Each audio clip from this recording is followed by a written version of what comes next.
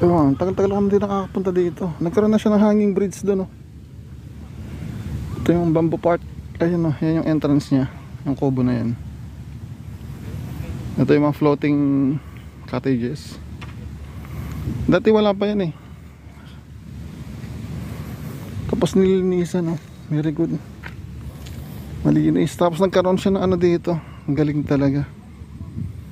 Ng Coast Guard, parang first Coast Guard o ano. Ang galing. Tapos merong boat ambulance. Very good. Ang galing.